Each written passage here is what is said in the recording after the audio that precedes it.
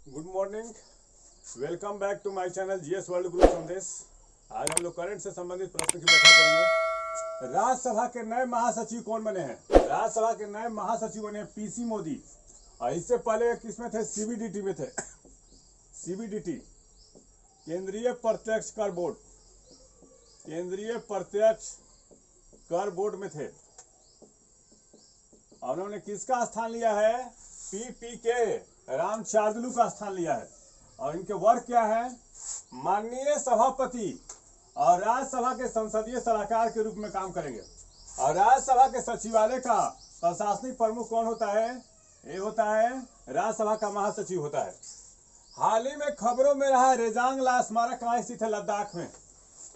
अभी भारतीय रक्षा मंत्री राजनाथ सिंह इस स्मारक का दौरा करने वाले हैं। इस स्मारक का दौरा करने वाले हैं। इस स्मारक का दौरा करने वाले हैं। और जो रेजांगला स्मारक है 1962 के युद्ध में शहीद हुए जवानों के लिए समर्पित है। शहीद हुए जवानों का स्मारक है। 1962 के युद्ध में 13 कुमायूं रेजिमेंट के जवानों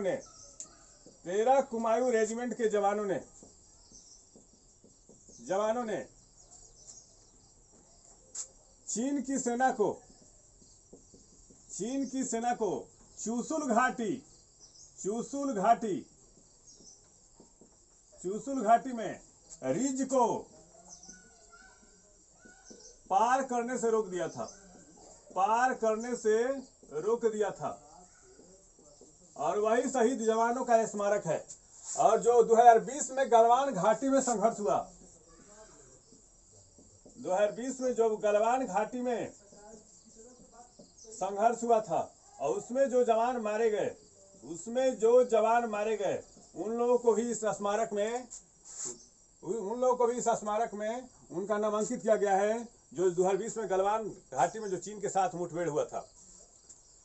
विश्व निमोनिया दिवस कब मनाया जाता है? 12 नवंबर को। और इसकी थीम क्या है? Stop pneumonia every breath counts. इस रोग के प्रति जागरूकता बढ़ाने तथा रोग को कमी करने के लिए और उस रोग के निदान के लिए विश्व निमोनिया दिवस मनाया जाता है। और निमोनिया फेफड़ा को प्रभावित करता है। निमोनिया किसको प्रभावित करता है? फेफड़ा को प्रभावित करता है। ये किससे होता है? जीवाणु और विषाणु से होता है। जीवाणु और विषाणु से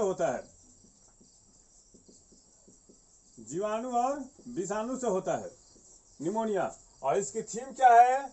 stop pneumonia every breath counts. Next question पे आते हैं। संयुक्त राष्ट्र विश्व खाद्य कार्यक्रम का सद्भावना दूत किसको लिख दिया गया है? डेनियल ब्रूल को। एफएओ का मुख्यालय कहाँ है? रोम में है। और इसके प्रमुख कौन है? इसके प्रमुख है क्यू डोंग। इसके प्रमुख कौन है? क्यू डोंग है।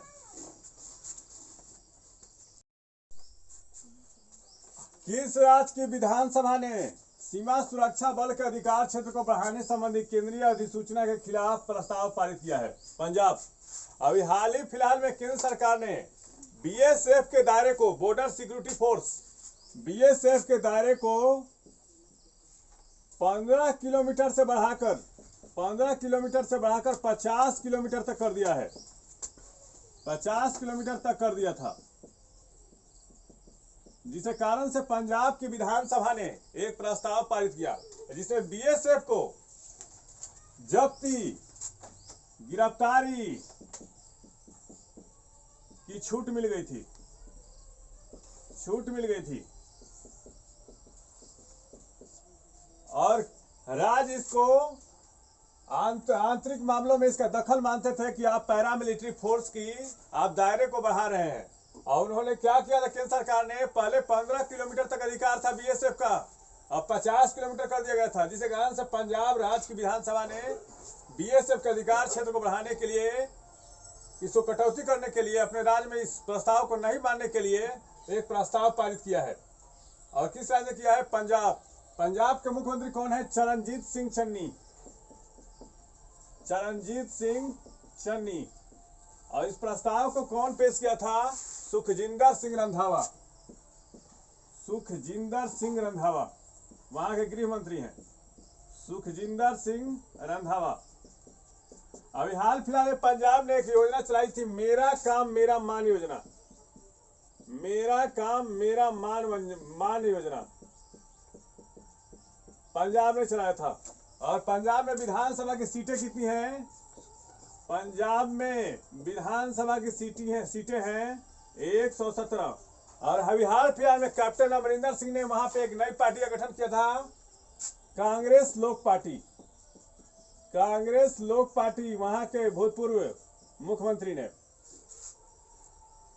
पंजाब की राजधानी कहाँ है? चंडीगढ़ है। और देश का एक पहला ऐसा शहर है जिसने पराग कैलेंडर को तैयार किया। कौन? चंडीगढ़। देश का पहला शहर जिसने पराग कैलेंडर को तैयार किया। पराग कैलेंडर तैयार किया कौन? चंडीगढ़। पराग कैलेंडर तैयार किया वो कौन है? चंडीगढ़ है। हाल ही में किस देश के विदेश मंत्री ने जलवायु परिवर्तन पर ध्यान आकृष्ट करने के लिए समुद्र में खड़े होकर दुनिया को संबोधित किया है? तो तुवालू के विदेश मंत्री साइमन कोफे ने। तुवालू की राजधानी कहाँ है? फूनाफुटी है। और कोप 26 जो ग्लासगो में आयोजित हो रहा है, उस सम्मेलन में इन्होंने जो ग्लोबल वार्मिंग का असर बढ़ता जा रहा है, जो ग्लेशियर पिघल रहे हैं, जो समुद्र का जल स्तर बढ़ता जा रहा है, जिसके कारण से पूरी दुनिया का ध्यान अपनी ओर खींचने के लिए इन्होंने समुद्र में खड़े होकर दुनिया को संबोधित किया है। तुवालू के बारे में जानने की कोशिश करते हैं। तुवालू की जनसंख्या 11,792 है और इस देश में कुल 9 द्वीप हैं। इसका उच्चतम बिंदु समुद्र तल से 4.5 मीटर 15 फीट ऊपर है। और 2011 की ऑस्ट्रेलियाई सरकार की एक रिपोर्ट के अनुसार 1993 के बाद से समुद्र का स्तर प्रति वर्ष लगभग 0.5 सेंटीमीटर बढ़ गया है। मतलब इसका कारण है कि आने वाले दिनों में मालदीव, बांग्लादेश और भारत के सीमावर्ती इलाके, इंडोनेशिया, जो भी तटवर्ती इलाके हैं वो जलमग्न हो जाएंगे।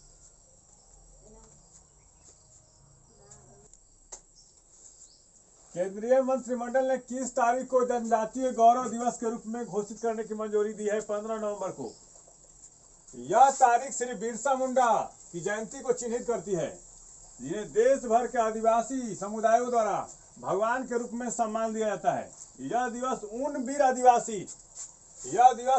आदिवासी स्वतंत्रता सेनानियों की स्मृति को समर्पित है जिन्होंने देश भर में आजादी में अपना अमूल्य योगदान दिया था। बिरसा मुंडा की जयंती कब मनाई जाएगी? तो 15 नवंबर को। और मुंडा विद्रोह कब हुआ था? 1899 में। मुंडा विद्रोह कब हुआ था? 1899 में हुआ था। पहली बार खाड़ी देशों और इजराइल के बीच नौसेना अभ्यास कहाँ आयोजित हो रहा है? तो लाल सागर में। ये पहली बार अब्राहम समझौते के पश्चात इजराइल और खाड़ी देशों के बीच राजनयिक संबंध बने अमेरिका के प्रयासों के द्वारा। और इसमें कौन से देश भाग लेंगे? UAE, Bahrain, Israel, USA. और लाल सागर किसको जोड़ता है? स्वेज नहर और भूमध्य सागर को। लाल सागर दक्षिणी छोर पर अदन की खाड़ी और बाब अल मंदब जलडमरू मध्य के माध्यम से हिंद महासागर से जुड़ा है। और लाल सागर के किनारे कौन कौन से देश हैं? तो इसका ट्रिक है सीड सी है, मतलब Somalia, Eritrea, Egypt, Djibouti, Saudi Arab और यमन है। इसका लाल सागर का रंग लाल क्यों पड़ा? तो एक सवाल होता है इकोडियम थेरेपिटस के कारण से इसका नाम इस लाल सागर सवाल पाया जाता है, जिसके कारण से इस सागर को लाल सागर कहा जाता है।